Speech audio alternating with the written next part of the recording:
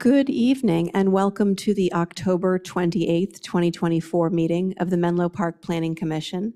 I am Chair Jennifer Schindler, and I thank you for joining us this evening, either remotely or here in council chambers. Established by state law, our city's Planning Commission is composed of 7 volunteer residents of Menlo Park, appointed to 4-year terms by the City Council. Our Planning Commission is not a policy-setting body. That's the City Council. We are a policy implementing body. We review development proposals for compliance with our city's general plan and zoning ordinances, which can both be found on the city's website. The Commission also reviews city-initiated land use planning projects, such as general plan updates and zoning ordinance amendments. The Commission reviews development proposals requiring a use permit, architectural control, a variance, minor subdivision, as well as the environmental reviews associated with those projects. When applicable, the Planning Commission reviews below market rate, or BMR, housing agreements associated with these applications. The Commission is the final decision-making body for these applications unless appealed to City Council. The Commission also serves as a recommending body to the City Council for major subdivisions, rezoning, conditional development permits, zoning ordinance amendments, general plan amendments, and environmental reviews associated with those projects. If applicable, the Planning Commission reviews and makes recommendations on BMR agreements associated with these projects.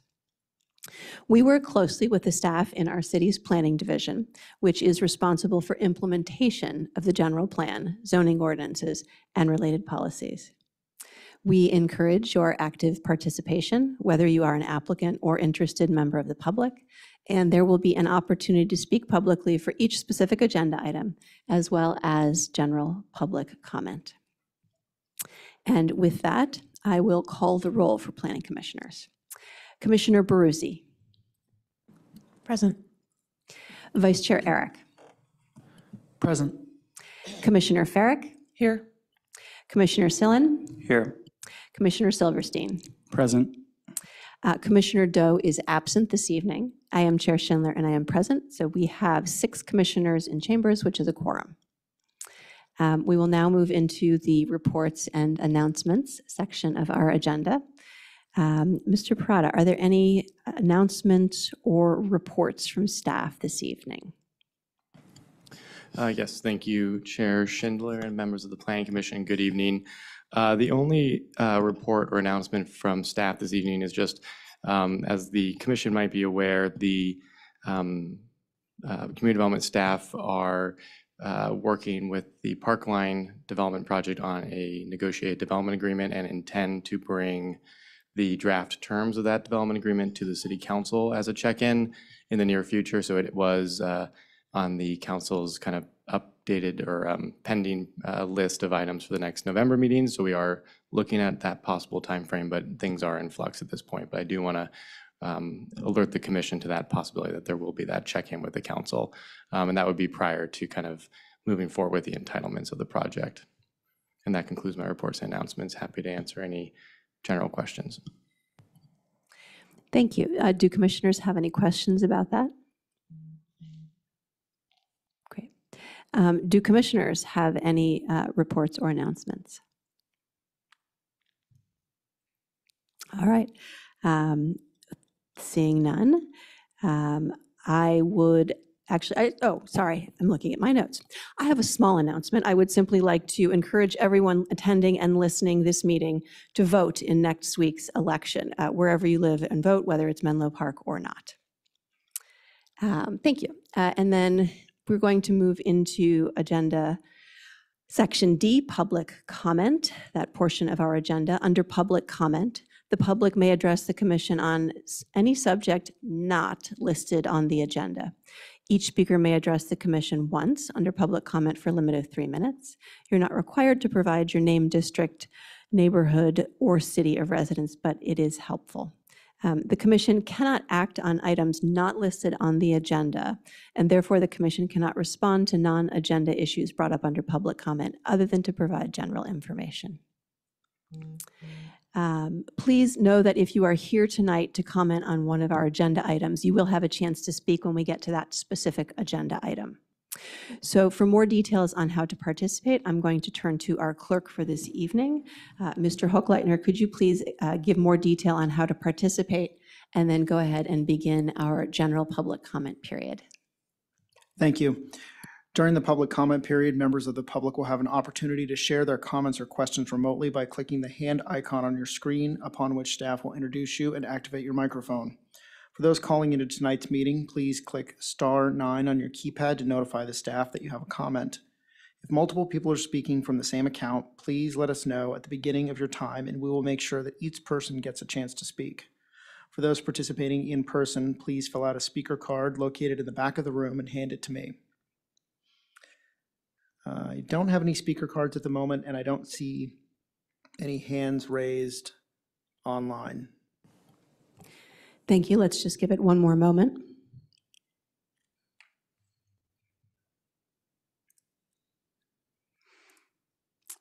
Any additional requests to speak? Not at this time, no. All right. Then I will go ahead and close general public comment portion of our agenda and move us into the next section of our agenda, the consent calendar. Tonight, there are 3 items on the consent calendar. Approval for Planning Commission meetings for the August 26th, September 9th, and September 23rd Planning Commission meetings.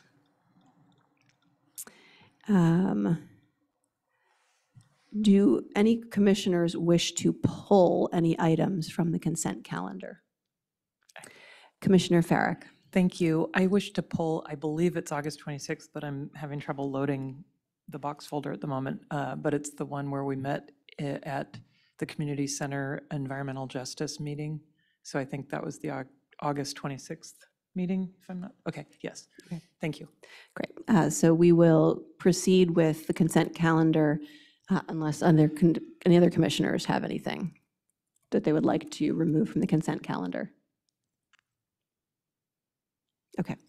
Mr. Prada, can you remind me, may we call public comment for the entirety of the consent calendar, or do we need to call them separately in this instance, since the August 26th meeting notes have been called out separately?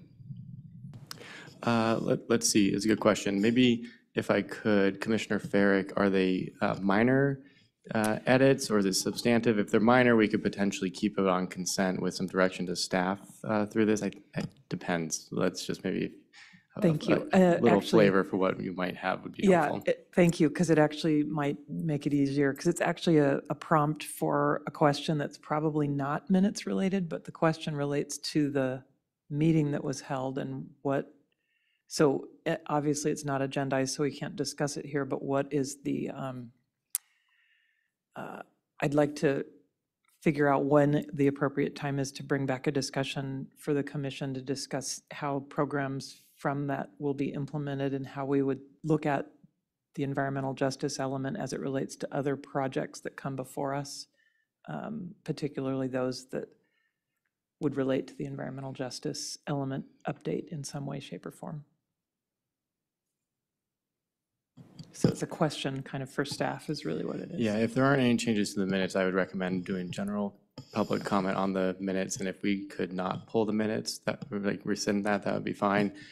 I will say, to answer your question without going off topic too much into a discussion about something that isn't agendized, staff is working on an implementation kind of tracker for the website, which is part of one of the items that we have discussed for the environmental justice element, how we would publicize for the community what staff is doing to implement the element. And so that is something we're actively working on. We do hope to get the final elements on the website soon and the kind of implementation tracker. So I think to answer that first question, that's something we can say we're currently working on. As it relates to other projects, certainly as projects are reviewed by the city, if the environmental justice element is applicable, we'll identify those goals, policies, programs. I think that's kind of at the extent of what I can say at this moment. Thank you. Thanks. That's helpful. And so, yes, I don't mind unpulling the minutes. Got it. So confirming that you're amenable to leaving the Planning Commission meeting notes from August 26th inside the Intact. consent calendar. Yes. Okay. Thank you. Great. Then, Mr. Hochleitner, could you please call for public comment on the consent calendar, including all three items, so the three sets of meeting notes? So as a reminder, members of the public will have an opportunity to share their comments or questions remotely. If you are calling in by phone, please click *9 on your keypad to notify staff you have a comment. If you're in the chambers, please fill out a comment card and bring it to me. I don't see any hands raised online, and I don't have any comment cards. All right, excuse me. Then I think it's fine to go ahead and close public comment on the consent calendar. And then come back to the commissioners here. I'm looking for a motion to approve, a motion and a second to approve the consent calendar. So moved. We have a first from Commissioner Farrick Second. and a second from Vice Chair Eric. So I will now call the vote on approving the consent calendar. Commissioner Baruzzi, Aye. Vice Chair Eric, Yes. Commissioner Farrick, Yes. Commissioner Sillen, Yes. Commissioner Silverstein, Yes. and I am also a yes. So that is 6 yes votes in approval of this consent calendar, inclusive of all three items that were proposed. And with that, we will go ahead and move into the public hearing component of our agenda. Item F1, the first public hearing item, is with regard to the use permit for 1460 Bay Laurel Drive. At this public hearing, the commission may consider and adopt a resolution to approve a use permit to demolish an existing single-story, single-family residence and construct a new two-story, single-family residence with a basement and attached garage on a substandard lot with regard to minimum width in the R1S, or single-family suburban residential, zoning district. Determine this action is categorically exempt under CEQA Guidelines 15303's Class C exemption for new construction or conversion of small structures. The proposal includes an accessory dwelling unit, or ADU, which is a permitted use and not subject to discretionary review. Mr. Rogers, I believe you are going to provide any updates or introductory remarks on this project this evening. Welcome. Thank you, Chair Schindler and members of the Planning Commission. Staff does not have any changes or additions to the staff report, but is always happy to answer any questions. And I would like to note that the applicant and architect, Karen Zach, is in attendance and available to present briefly verbally on the project and answer questions if needed as well. And I believe the property owner, Kim Lemieux of Laurel Homes, was also planning on being there in person. Thank you. Before we move to public comment for this particular agenda item, let me just ask, do commissioners have any clarifying questions on the staff report? Commissioner Silverstein. It's my understanding that this project has to come before the Planning Commission because the width of the lot is 79.1 feet wide as opposed to 80 feet wide. My clarification question is, first of all, confirming my understanding correctly, and then when thinking about whether or not we think that that is appropriate, is there any context that I could get as towards the zoning minimum width requirements for R1S and why we felt, I wasn't around during that process, and why we felt like minimum, why 80 feet was truly the minimum width for a reasonable lot and not 79? No, that's an interesting question and a fair one. The understanding of the reason for this request is accurate. The minimum lot width or depth or area is effectively a binary question. You either meet it or you don't. And so because the width at the front setback line is just less than the minimum for the district, it does need to come before the Planning Commission for the two-story residence. If it was a one-story residence, it would not need Planning Commission approval. In terms of the setting of the 80-foot minimum, That is also something I think is a bit lost to time. Each zoning district does have different minimums. The R1U is 65, the R1S is 80, and other districts have other minimums. Most of them, I believe, are set in the 50s and 60s, and context for those actions and those thresholds is understandably limited. So unfortunately, that's the best I could provide on the question. Thank you very much. I have a brief clarifying question. This street, Bay Laurel, runs alongside the San Francisquito Creek. Are there any flood or environmental regulations specific to this location? Another good question. The city's flood zones, I believe we have on our public GIS, although that may not be the case, but they do not necessarily go hand in hand with proximity to the creek. Some of the more prominent flood zones are in the vicinity of the bay, as well as in the Willows, where a bridge or maybe multiple bridges create some choke points for water flows. And so in this area, it is not part of the city's flood zone. And so enhanced building requirements relating to FEMA flood zones are not present. But that does get reviewed fully by our engineering division when they review these proposals. But yes, because it's outside of the FEMA designated flood zones, no extra measures are required just because of proximity to the creek. Thank you. Commissioner Peruzzi, clarifying question. Do we have any more information about I'm just curious about the heritage tree that was removed? Is that a I think very that's a fair thing?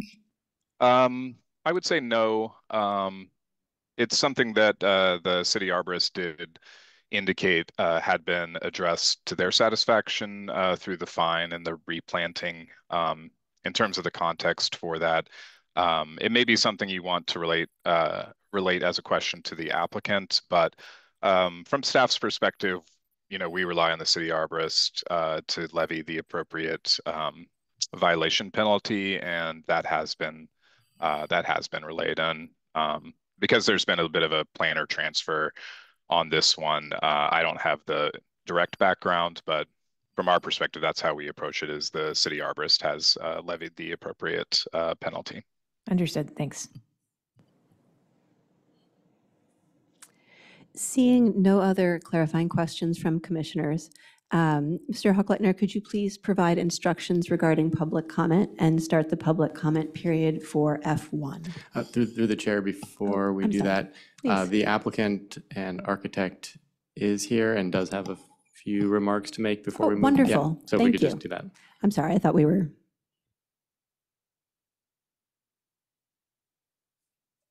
Good evening. My name is Karen Zach. I'm the architect for this project, and I live at 900 College Avenue in Menlo Park. I was on the Planning Commission about 20-some years ago, so thank you guys so much for doing this very hard work. I don't see my representative of the owner here, so I'll go ahead and just say I'm here to answer questions. I can tell you a little bit more about the heritage tree removal if you're interested. And other than that, I basically feel like we've presented a good project, and we've tried to minimize the mass and be cordial to our neighbors, and worked hard at this project, and have just put it forward for your review. Does anyone have any questions? Any clarifying questions at this time? Okay, thank you. As we get into the discussion component of the agenda, we may have some, and appreciate you being here. Thank you. Thank you. All right. Mr. Hochleitner, please proceed with instructions for this public comment on F1 and starting the period. As a reminder, if you are calling in on your phone, please press *9 to alert staff that you have a comment.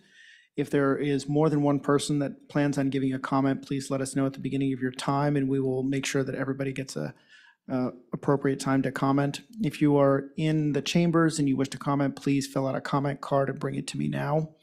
I don't see any hands raised online, and I don't have any comment cards. Okay, I think then we'll go ahead and close public comment on item F1 and move into commission discussion and ultimately a motion with regard to the use permit. Commissioners have points for discussion, feedback, questions. I'm happy to move if no one has anything further, but very happy for discussion as I well. think Commissioner Peruzzi had asked a question earlier and perhaps referred to. Did you want to address that? Okay, passing on that. Commissioner Sillen. Thank you. Through the chair, I think this is a question for staff and or the applicant about the ADU parking space. I'm wondering if that is just sort of a functional spot in the driveway or if that's some sort of additional structure, and is that required by some sort of city code or state law to have that parking space? Thank you. Sure, I'll take a stab at that. That is a designated usable spot. There is no structure or differentiation on the pavement for that. It's an uncovered spot, but it's very similar to the other pavement around it. It is something that is permitted. Cities are permitted to require under state law. It is allowed to be in tandem with the main residence's garage parking. So in terms of the usability, it's really up to the occupant or occupants of the property to shuffle their cars as needed. It's in compliance with state law and local law, and it's just an uncovered tandem parking space. Okay, thank you.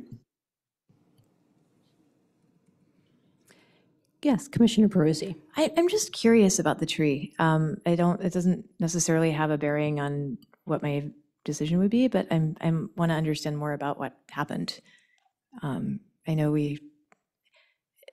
sometimes these things happen during the process of construction, but I haven't encountered this before. So I want to understand more about the thought process. Yes, the tree was measured by our surveyor as being less than heritage size. We did apply to remove 2 other heritage trees on the property.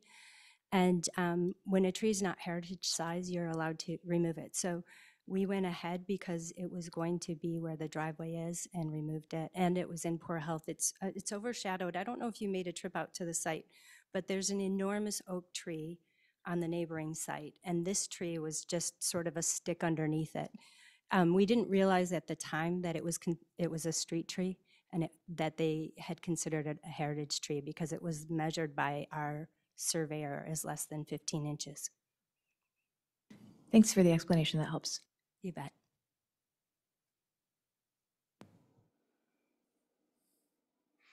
Other commissioners?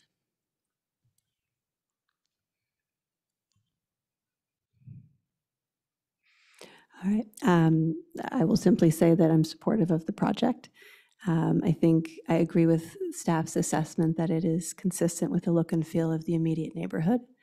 In fact, there are 3 or 4 houses within a couple of blocks that are nearly identical in terms of materials and windows and exterior facade, including the one across the street. So I'm supportive. And we look for a motion in a second. I move to approve as per the staff report. We have a first from Vice Chair Eric. I actually had a comment, but I'm happy to second it also. Oh, I was just please. wanted to ask what any neighbor feedback, was there any design changes based on neighbor feedback, like windows or any kind of design elements? No, okay. Seen from the applicant for those viewing online? None, thank you. So yes. And we have a second from yes, I will Commissioner second Farrick. that. Perfect. We have a first from Vice Chair Eric, a second from Commissioner Farrick. Seeing no other hands raised, I will go ahead and call a vote in support of this use permit. Commissioner Peruzzi, Yes. Vice Chair Eric, Yes. Commissioner Farrick, Yes, Commissioner Sillen, Yes. Commissioner Silverstein, Yes. and I am also a yes. That is 6 yes votes and 1 commissioner who is absent. So the use permit proceeds. Congratulations. Thank you. We appreciate you being here.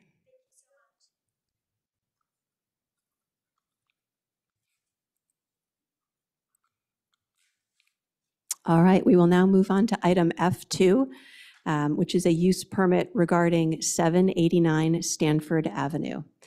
At this public hearing, the commission may consider and adopt a resolution to approve a use permit to modify accessory dwelling unit, or ADU standards, to exceed the maximum ADU size of 1,000 square feet and a maximum bedroom count of 2 in order to construct a 1,200 square foot, 3-bedroom detached ADU on a standard lot within the R1U, or single-family urban residential zoning district.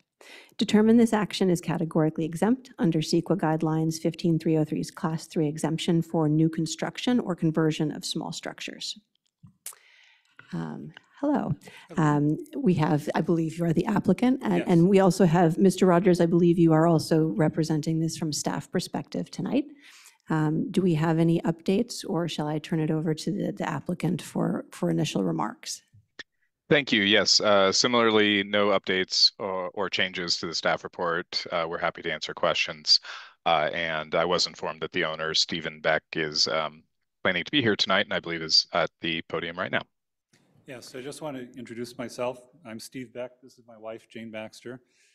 We are the owners. We've lived there for over 38 years. It's a great place to live. We love Menlo Park, and I'm happy to answer any questions you might have. Thank you. At this time, we'll see if there are clarifying questions, then we'll do public comment and move into the discussion component of the agenda. Do we have any clarifying questions on this one from commissioners? Commissioner Sillen. Thank you.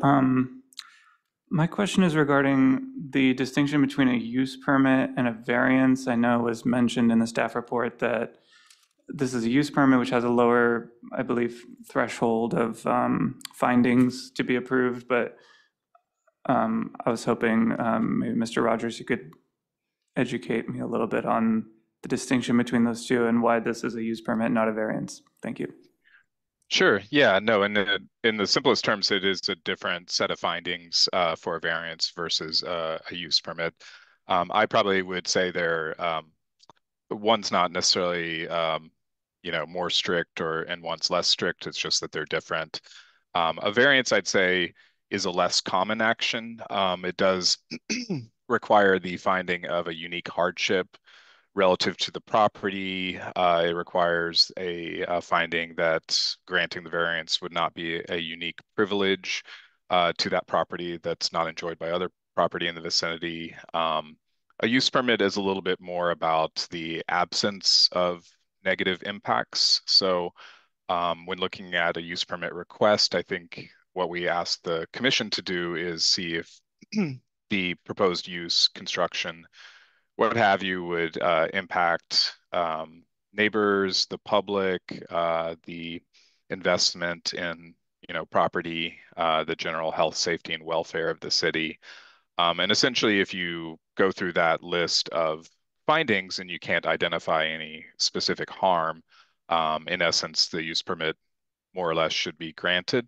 But commissioners, the public, can bring their lived experiences and own opinions, acting like a judge to that question. But yeah, in terms of use permits, you've seen a lot of use permits. You've probably seen fewer variances. So in that sense, they're not quite as common. And so with the reason this is a use permit versus a variance is really because the ADU ordinance was set up that way. You'll see a reference in the policy issues of the staff report to the city wanting to encourage ADUs, having a specific goal for that. And so I believe the use permit allowance is to allow for flexibility or unique, challenges or desires to be at least considered. And so that's what we have in front of us tonight is a proposal from an applicant for an ADU that exceeds a couple of the standard limits and the commission would be evaluating it through with regard to the use permit findings. Thank you. And just a quick follow-up question, which is, so if this was the primary unit, the main home, and somebody was asking for going over the allowed square footage, would that be a variance in that case? And so in this case, we made a use permit because it's an ADU specifically. Is that correct? Yeah, so there's a overall floor area limit for the overall any overall property. This particular property is pretty big, so there's I believe even with the ADU, there's still some spare floor area for the overall property. But if you can imagine a scenario where a main house was at the maximum for the property and they wanted to add on to the main house, that would be a variance. There's a kind of deep in the weeds nuance with floor area limit also being listed in our general plan. And so variances for that standard specifically are not generally speaking possible. But a setback variance is something you might see more commonly. So if a property was at the 20-foot required setback, but they wanted to move 5 feet into it for the main house, that would be a variance request, if that helps relay the distinction a little better. Yes, it does. Thank you. Do commissioners have any other clarifying questions before we move into public comment on this particular item? Commissioner Silverstein. Thank you. Through the chair to staff, I have a similar question to my clarifying question on the last agenda item, which is when thinking about whether or not a 1,200 square foot ADU is appropriate, when the regulations say that it can't be more than 1,000, or 3 bedrooms is appropriate when we have previously said 2 bedrooms is the maximum. Is there any context that anyone can provide as to when and why we as a community felt like 1,000 square feet and 2 bedrooms was the absolute limit of ADUs that we could allow? Thank you. Yeah, another good question. I believe the 1,000 square foot and 2 bedroom limit are established by state law, so cities have to allow those as ministerial approvals.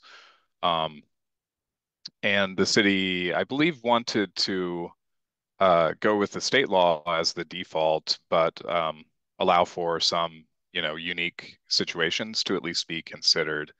And so the use permit is, not a process for the faint-hearted always. It does take time and money. And so in essence, I would say it's a relief valve that people who are motivated, by their unique needs and the unique aspects of their property can at least be considered. In terms of the framework for your decision, I would again point you all to the findings themselves. And if anyone thinks that the proposed ADU that's a little bit larger would create harm for the community or neighbors or the city's health, safety, and welfare in general, you can articulate that, work that into a motion. But if you go through that and ultimately don't see that you can point to a specific harm, then in essence, the use permit kind of defaults to being granted. That may be an oversimplification in some ways, but it's how I've usually thought about it, is walk through the findings, and if you can't identify a specific basis for denying them based on those findings, you end up at approval. Can I quickly follow up, just so I heard correctly? California state law says that ADUs can be no larger than 1,000 square feet? Is that what I... No, it's more that cities, and I apologize if I worded that that way, and I appreciate the opportunity to clarify. It's more of the reverse framework where if it is 1,000 square feet and 2 bedrooms, cities have to allow it. There's no scenario where the city can deny that per state law. Cities have flexibility to allow things in excess of that. And some cities, I do believe, might allow a 1,200 square foot ADU to go through just through a building permit. Menlo Park, I think, struck kind of a middle ground of not prohibiting it outright, but saying that you needed to go through a public process, you needed to have neighbor notification, and it ultimately needed to be acted on by the Planning Commission. Got it. So the zoning code in Menlo Park is the absolute minimum possible that California would allow specifically to ADU square footage and bedrooms for this use case. I believe that is accurate. I think there are some aspects of ADU law where we already do go a little extra, but I don't have the specifics, and I don't believe that they're in relation to square footage or bedroom count. Thank you. Commissioner Farrick. Thank you. One thing that might help Commissioner Silverstein and Mr. Rogers, if you can validate that I'm thinking about this correctly too. Page 137 of the staff report with the table, the data table, there are no shadowed areas. If this was a 1,000 square foot, 2-bedroom, it also fits and we wouldn't be seeing it, but you're saying the only reason we're seeing it is because they're uniquely would like to have the 3rd bedroom, 200 or so, extra square feet beyond what would just be ministerially approved by right, or, no public process required, right?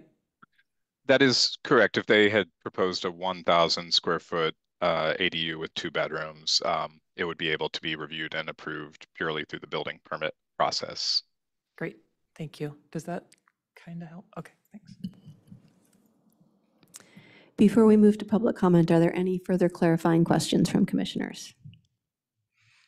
All right, seeing none, Mr. Hochleitner, could you please provide brief instructions and open up our public comment period on item F2?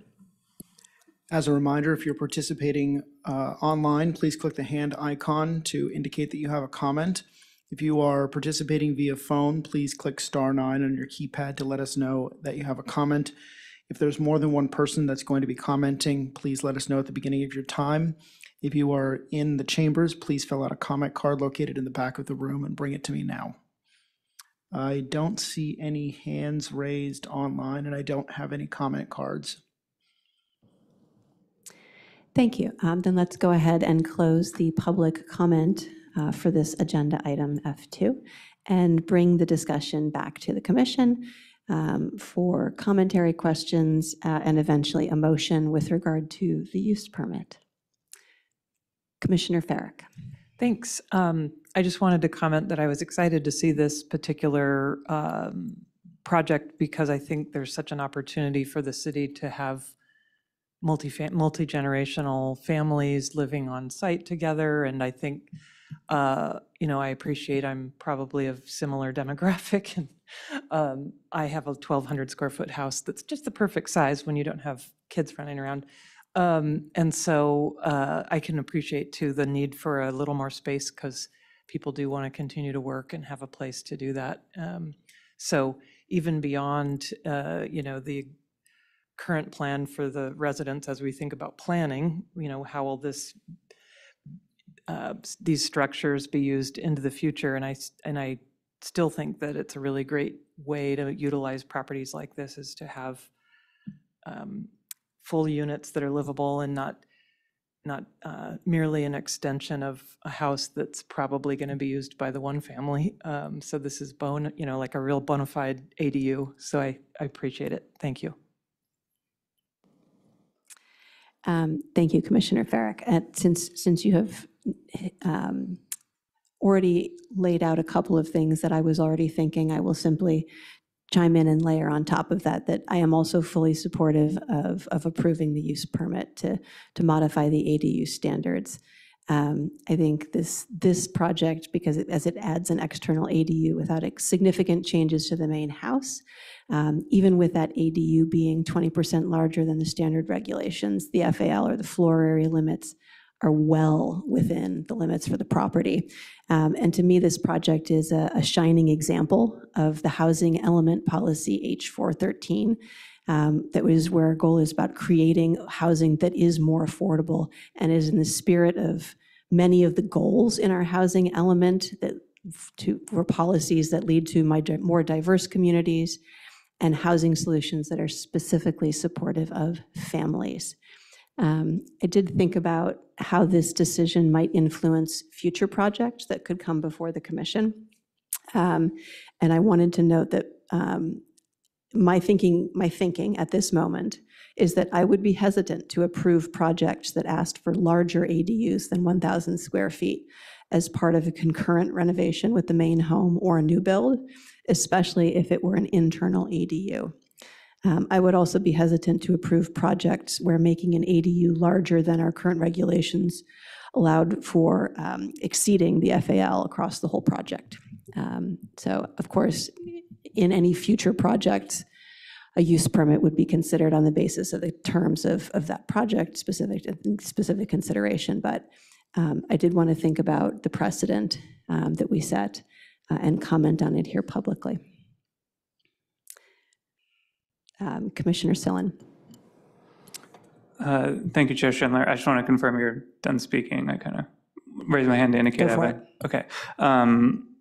Yeah, through the chair, I was hoping, I also, think this is a good example based on the staff report of the use of an ADU to provide additional housing in Menlo Park and meet our housing element goals, like you said. And I was hoping to ask the applicant, to the extent they're comfortable, to share a little bit of background on how they arrived at this decision versus maybe just adding on to the main house or finding another house or whatever, whatever you're willing to share.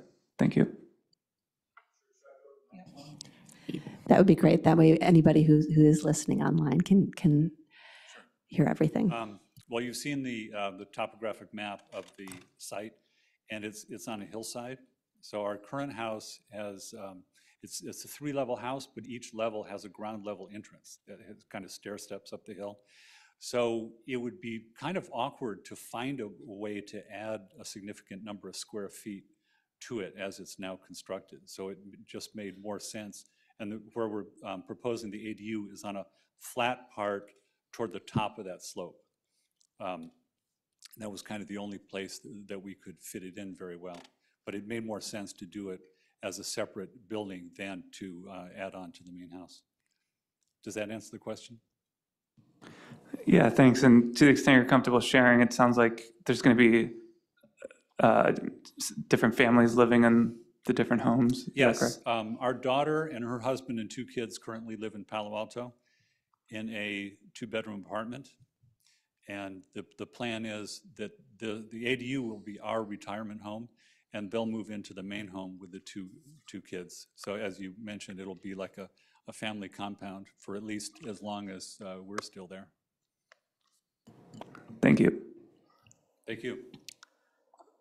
Yeah, and I just wanted to comment that presumably if it wasn't for, the ADU regulations and our housing element updates, potentially the applicant's children would have had to find other housing in the area, which would drive up, housing costs even further than they are today. With this option, they're able to have 2 separate units, so to speak, on their property and live together and stay in Menlo Park. So yeah, I definitely support this project, and I think it's a great example of what ADUs are intended to be used for. So thank you.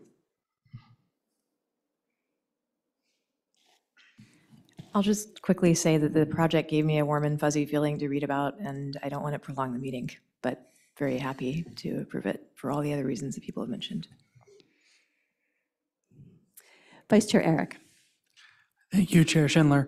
I echo a lot of the sentiments, almost all of the sentiments from the dais, so I won't review them or repeat them, excuse me. I will say that in thinking about how wonderful this project is and how beneficial it is to the goals of our community, it did get me thinking about how we could encourage or make these projects even easier. And a use permit for an ADU increase seems to be nice in this case, in that the city is encouraging people to build ADUs of this sort. And so that sort of worked out. But as Mr. Rogers noted, a use permit in itself is still quite an undertaking. The city potentially does have another tool at its disposal, which is California SB 9, the lot split law, that would potentially allow lots like this to be split, and then you could build another house on the second lot and have that be ministerially approved. I had a conversation over email with Mr. Rogers today, and it became clear in talking about that in this case, that would actually not be easier, which is mostly to do with the fact that the way that the city has structured our law around SB 9 splits, this probably wouldn't be allowed for complicated reasons that are probably not worth going into because they're not relevant here. But the Planning Commission is not a policymaking body.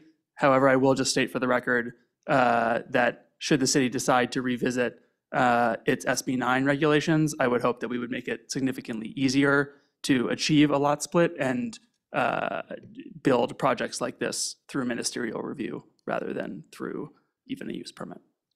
Thank you. Commissioner Silverstein. Just to respond to that, the city could also make it easier to build these ADUs by adopting our zoning regulations that don't necessarily mandate the minimum and instead allow for the maximum ADU size to be able to go through ministerial permits as opposed to the entire use permit process. So there are many ways to make this process easier for our residents, for people who just want their kids to be able to live with them. Actually, along that note, how tedious was this process for you? How long has this been going on? I'm really curious. No, staff can plug their ears or. Well, it isn't entirely, I won't pin the blame on the city, but we actually started working on this around 2021. But the first year or two, we were working with a builder who was proposing a custom home there. And we decided that and they had some conversations with the city too, but we decided they were way out of our price range. So we moved to a manufactured home plan from Villa Homes. And we've been working with them for probably a year and a half. So I think the real answer to your question is a year and a half. And the time before that was all our fault. Thank you. Thank you. I see no further hands raised from commissioners, and I see Commissioner Farrick potentially. I would like to make a motion to approve this project at Stanford Avenue use permit. Perfect. We have a first from Commissioner Farrick to approve the use permit. Second. And a second from Commissioner Silverstein. I will go ahead.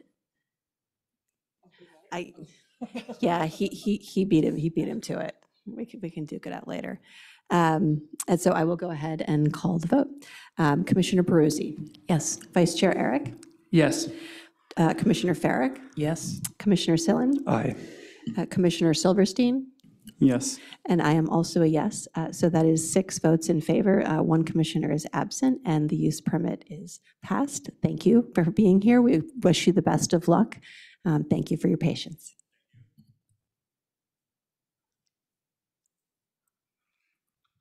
All right, we will now move on to the third and final item in our public hearing, a use permit with regard to 212 Ivy Drive. At this public hearing, the Commission may consider and adopt a resolution to approve a use permit to remodel and construct a first-story addition to an existing non-conforming single-story, single-family residence, where the proposed work would exceed 75% of the replacement value of the existing non-conforming structure in a 12-month period in the R1U or single-family urban residential zoning district at 212 Ivy Drive. Determine this action is categorically exempt under CEQA guidelines sections 15301's class 1 exemption for existing facilities. Mr. Hochleitner, I believe I am handing off to you for any updates to the staff report and for introductory remarks. Yes, thank you. I don't have any additional items to add to the staff report. Happy to answer any questions. We've not received any public outreach since the publication of the report. We do have the project architect, Ms. Sin, is here, and I believe the homeowners just walked in as well. And I believe Ms. Sin will just introduce herself at the podium.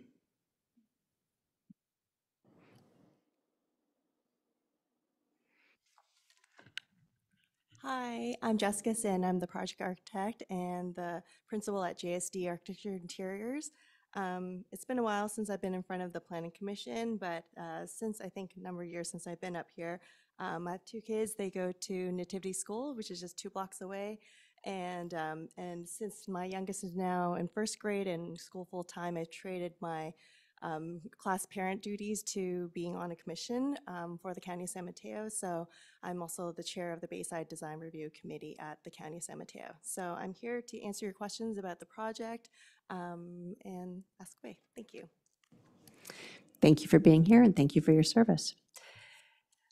Do commissioners have any clarifying questions with regard to this project before we take public comment on item F3? Yes. Commissioner Silverstein. So it seems like we completed the trifecta today, and I apologize for not having asked these same questions in the past, but similar to my clarifying questions before, it seems like the reason why this is up for Planning Commission review is because the proposed work would exceed 75% of replacement value in a non-conforming structure in a 12-month period. And so my clarifying question is there any context as to why exceeding 75% of that replacement value is significant? Why should we care? Why wouldn't we allow a structure to replace 75 or 100 or 150% of its replacement value? And why should that be something that we restrict as a city?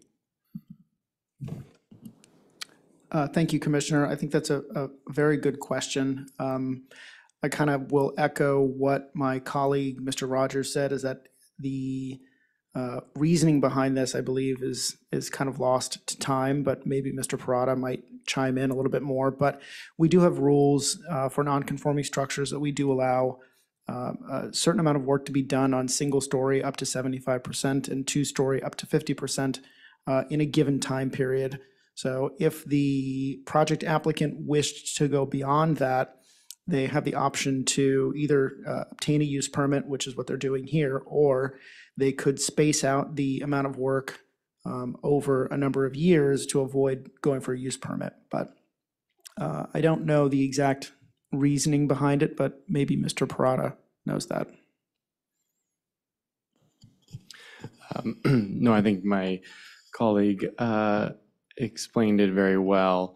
The only thing I would add is that with regard to, excuse me, a non-conforming structure, the amount of work referenced by Mr. Hochleitner is related to, a non-conforming structure, and effectively our ordinance says once you exceed that, it's equivalent of a new structure. And so, once again, the ordinance, predates my time here at the city by a number of decades, but it does kind of imply that as you exceed that threshold, you're prolonging the life of a non-conforming structure because it's equivalent to a new structure. And so that's where this evaluation process comes in, the use permit process. So I think, yes, the impetus of it as part of, when those ordinances were adopted, we don't know that, but I think part of us as professional staff, when we look at it, we lean on the equivalent of a new structure component for some of the reasoning there for it kind of prolonging the life of that structure. Thank you. That was an excellent answer. And then is it safe to assume that the 12-month time frame is just because we can't solve the Theseus ship problem of the structure changing one brick at a time over decades and then in theory prolonging it, but you can't ever define it as having changed? Do people get that reference? I'm not sure I understand the question. If I could, just to try to help, I think the key here is that that is written in the ordinance, the 12-month period.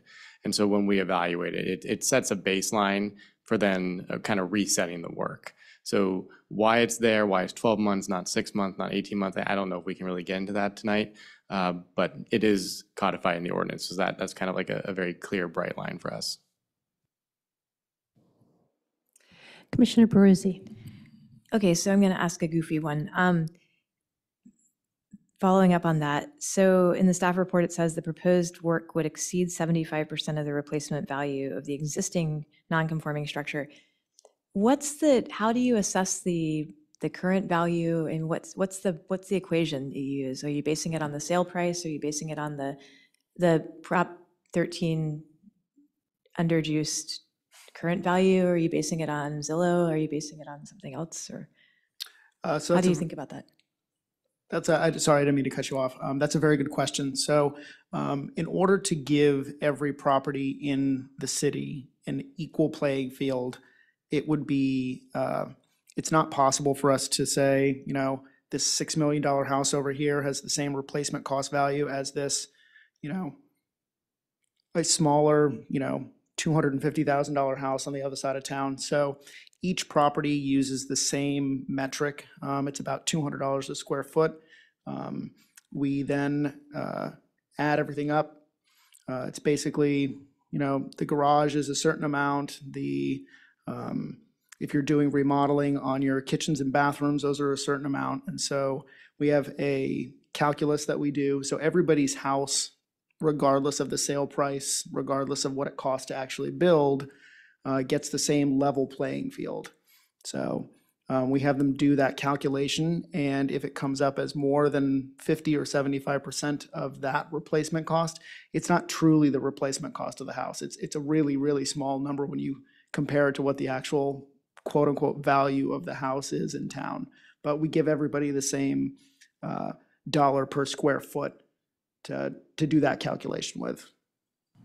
Right, and the replacement cost isn't taking the land value into consideration or something. Right, okay. Got No, it. and Thanks. and that I think $200 a square foot is probably, I think it's been around for 15 years-ish, maybe. So I'll add to that, and I think that was a great answer. Yes, it's been around for a while. I think the important thing is that it's a ratio. So the dollar amounts aren't consequential here. It's that the existing value and then the additions, new construction is like a 1-to-1 replacement value effectively. So whether it was 200 or 400, it would be 1-to-1. And then remodels are percentages of different types of living space based on kind of what the industry standard would be for what that cost would be in a ratio against the existing. So it's all ratios basically, to kind of just add to that a little bit.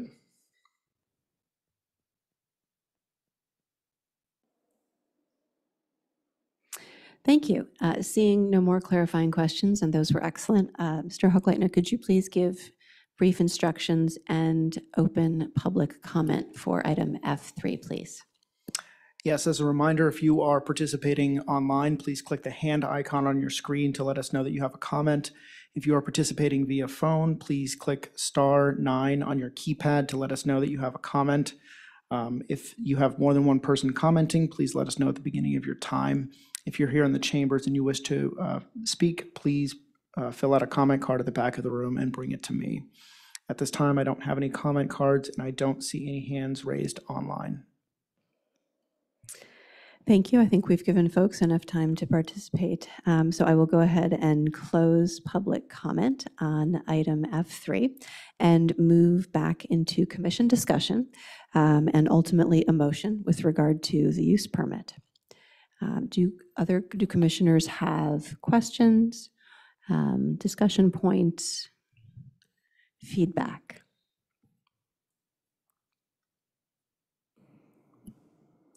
Commissioner Sillin. Thank you. I don't have any questions. Just wanted to express my appreciation for starting page 183 of the staff report, where it outlined all of the outreach that was done to neighbors It sounds like a lot of it was in person, and the neighbors are supportive. So thank you for providing that. And yeah, generally, I think reading between the lines, I think this hearing doesn't feel completely necessary. I think it's, I personally support your ability to remodel your house for your family. And I know there's one wall that's a little past the setback, and your garage is only, you're not providing enough parking, but yeah, I support this project nonetheless. Thank you.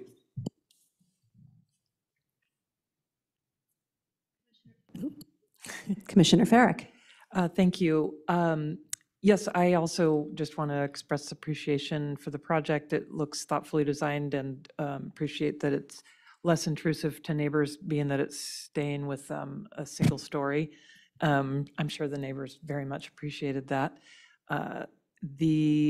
We are, as the clarifying questions indicated, by passing this would opt in to kind of keeping that 3.8-foot side setback, but it doesn't sound like that's been problematic to your neighbors or kind of how things work on your street.